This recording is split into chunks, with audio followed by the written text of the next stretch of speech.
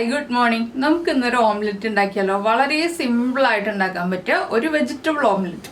അപ്പോൾ നമുക്ക് എങ്ങനെയാണ് നമ്മുടെ വെജിറ്റബിൾ ഓംലെറ്റ് തയ്യാറാക്കുന്നതെന്ന് നോക്കാം. അതിൻ്റെ ബാക്കി ഡീറ്റെയിൽസ് ഒക്കെ നമ്മുടെ ഓംലെറ്റിൽ കാണാം. നമുക്ക് നമ്മുടെ ഇൻഗ്രീഡിയൻസ് നോക്കാം. ഞാനിപ്പോൾ 2 ക്യാരറ്റ് ഇതുപോലെ തിന്നായിട്ട് കട്ട് ചെയ്തിട്ടുണ്ട്. ഒരു ക്യാബേജിൻ്റെ 1/4 ഭാഗം, അതായത് ഒരു 1/4 കിലോ ക്യാബേജ് ഒക്കെ വരും, അതും ഇതുപോലെ തിന്നായിട്ട് സ്ലൈസ് ചെയ്തിട്ടുണ്ട്. 2 മുട്ട എടുത്തിട്ടുണ്ട്. പിന്നെ നമുക്ക് പാലെടുക്കാം, അല്ലെങ്കിൽ വെള്ളം എടുക്കാം. 1/4 കപ്പ് മതി. 1/4 കപ്പ് അല്ലെങ്കിൽ 2 ടേബിൾ സ്പൂൺ മതി കേട്ടോ. 2 ടേബിൾ സ്പൂൺ പാലോ വെള്ളമോ എടുക്കാം. പിന്നെ വേണ്ടത് ഉപ്പ്, കുരുമുളക് പൊടി. എരിവിന് പച്ചമുളക് നിങ്ങൾക്ക് ചേർക്കണമെങ്കിൽ ചേർക്കാം, പക്ഷെ നമ്മൾ റോൾ ചെയ്ത് വരുമ്പോൾ കറക്റ്റ് ആവണമെന്നില്ല. അതുകൊണ്ടാണ് ഞാൻ പച്ചമുളകിൻ്റെ കാര്യം പറയാതെ കുരുമുളക് പൊടിയുടെ കാര്യം പറഞ്ഞത്. ആദ്യം നമുക്കൊരു വലിയ ബൗൾ എടുത്തിട്ട് ഇതൊന്ന് മിക്സ് ചെയ്തെടുക്കാം. ആദ്യം നമ്മളിടുന്നത് ക്യാരറ്റാണ്. ക്യാരറ്റിൻ്റെ കൂടെ തന്നെ നമ്മുടെ ക്യാബേജും കൂടി ഇട്ട് കൊടുക്കുക. ക്യാബേജിൻ്റെ ഇതുപോലെയുള്ള വലിയ പീസുകൾ ഉണ്ടെങ്കിൽ അതെടുത്ത് മാറ്റാം കേട്ടോ. എന്താണെന്ന് വെച്ചാൽ നമുക്ക് റോൾ ചെയ്യാൻ ബുദ്ധിമുട്ട് വരാതിരിക്കാനാണ് ഇതുപോലെയുള്ള വലിയ പീസുകൾ ഉണ്ടെങ്കിൽ എടുത്ത് മാറ്റാന്ന് പറയുന്നത്.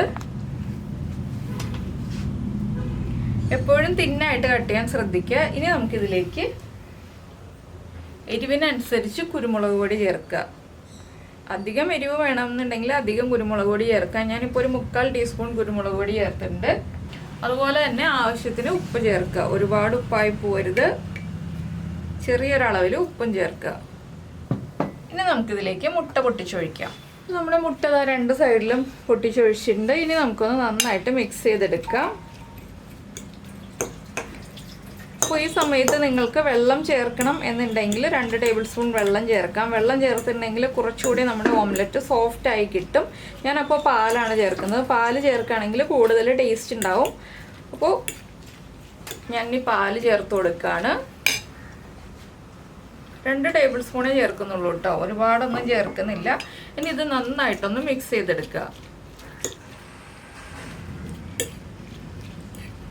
ഞാൻ പതുക്കെ ഒന്ന് മിക്സ് ചെയ്തെടുക്കട്ടെ. ഇപ്പോൾ നമ്മുടെ മുട്ടയും പാലും ഉപ്പും കുരുമുളകും ക്യാബേജും ക്യാരറ്റും എല്ലാം മിക്സ് ആയിട്ടുണ്ട്. ഇനി നമുക്ക് പാൻ ചൂടാക്കിയിട്ട് നമ്മുടെ ഓംലെറ്റ് റെഡിയാക്കി എടുക്കാം. ഇപ്പോൾ നമ്മൾ പാനിൽ വെളിച്ചെണ്ണ ഒഴിച്ചിട്ടുണ്ട്. വെളിച്ചെണ്ണയിലോ വെജിറ്റബിൾ ഓയിലിലോ നമ്മുടെ ഈ ഒരു ഓംലെറ്റ് ഉണ്ടാക്കാം. നമുക്ക് പാനിലേക്ക് നമ്മുടെ ഓംലെറ്റിൻ്റെ മിക്സ് ഒഴിച്ചു കൊടുക്കാം. ഒഴിച്ചിട്ടൊന്ന് സ്പ്രെഡ് ചെയ്യാം കേട്ടോ.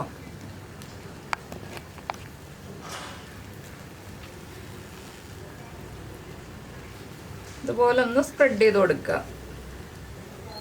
നമ്മുടെ പാനിൻ്റെ വലിപ്പത്തിനനുസരിച്ചിരിക്കും നമ്മുടെ ഓംലെറ്റിൻ്റെ വലിപ്പം. ഒരുപാട് തിക്കായിട്ട് വെജിറ്റബിൾസ് ഒഴിക്കേണ്ട ആവശ്യമില്ല. കുറച്ച് തിന്നായിട്ട് വെജിറ്റബിൾസ് ചേർത്താൽ മതി. എന്താണെന്ന് വെച്ചാൽ സവോള ചേർക്കരുത്. സവോള ചേർത്തിട്ടുണ്ടെങ്കിൽ നമ്മുടെ മിക്സ് നമ്മൾ കുറച്ച് സമയം വയ്ക്കുകയാണെന്നുണ്ടെങ്കിൽ സവോളയിൽ നിന്ന് വെള്ളം ഇറങ്ങി വരും, നമ്മുടെ കൺസിസ്റ്റൻസി മാറിപ്പോവും.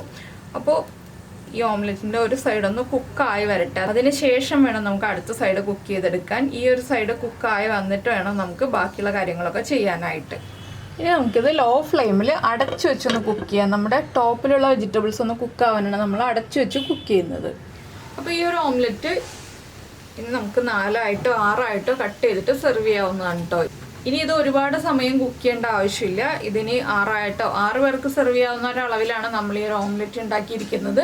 വെജിറ്റബിൾസും അതുപോലെ തന്നെ മുട്ടയും എല്ലാം കുട്ടികൾക്ക് കഴിക്കാൻ പറ്റുന്ന രീതിയിലാണ് നമ്മൾ ഈ ഒരു ഓംലെറ്റ് ഉണ്ടാക്കിയിരിക്കുന്നത്. അപ്പോൾ നിങ്ങളെല്ലാവരും ഈ ഒരു ഓംലെറ്റ് ട്രൈ ചെയ്യുക. ഒരുപാട് ഇനി കുക്ക് ചെയ്യാനില്ല. എന്താണെന്ന് വെച്ചാൽ ഈ സൈഡ് ഇത്രയും മൊരിഞ്ഞാൽ മതി. മറ്റേ സൈഡ് ആവശ്യത്തിന് ഇപ്പോൾ കുക്കായിട്ടുണ്ടാവും. നമ്മൾ അടച്ചു വെച്ച് കുക്ക് ചെയ്യുമ്പോൾ മറ്റേ സൈഡ് ഒരുവിധം കുക്കായിട്ടുണ്ട്, പിന്നെ ഒന്ന് ചെറുതായിട്ട് കുക്കാവാനുള്ളതേ ഉള്ളൂ. അപ്പോൾ എന്തായാലും എല്ലാവരും ട്രൈ ചെയ്ത് നോക്കുക. ഞാൻ ഫ്ലെയിം ഓഫ് ചെയ്തു. ഇനി എല്ലാവരും ട്രൈ ചെയ്ത് നോക്കിയിട്ട് ചോറിൻ്റെ കൂടെയാണോ അല്ലെങ്കിൽ ചപ്പാത്തിയുടെ കൂടെ ഒക്കെ കഴിക്കാൻ പറ്റിയതാണ്. വെജിറ്റബിൾസ് ഒക്കെ ചേർന്ന ഓംലെറ്റ് എന്ന് പറയുമ്പോൾ ചപ്പാത്തിയുടെ കൂടെയും പൊറോട്ടയുടെ കൂടെയും അതുപോലെ തന്നെ ബ്രെഡിൻ്റെ കൂടെയൊക്കെ കഴിക്കാൻ പറ്റിയതാണ്. അപ്പോൾ എന്തിൻ്റെ കൂടെയാണോ നിങ്ങൾക്ക് കൂടുതൽ ഇഷ്ടമായതെന്ന് അതും ഒന്ന് കമൻറ്റ് ചെയ്യുക. ഇഷ്ടമായോ ഇല്ലയോ ഒന്ന് കമൻറ്റ് ചെയ്യുക. നിങ്ങൾ ഇതുപോലെയുള്ള ഓംലെറ്റ് ഉണ്ടാക്കാറുണ്ടോ എന്നും പറയാം കേട്ടോ. അപ്പോൾ എന്തായാലും എല്ലാവർക്കും ഈ ഒരു റെസിപ്പി ഇഷ്ടമായി എന്ന് വിചാരിക്കുന്നു. നമുക്ക് നമ്മുടെ അടുത്ത റെസിപ്പിയുമായിട്ട് അടുത്ത ദിവസം വീണ്ടും കാണാം.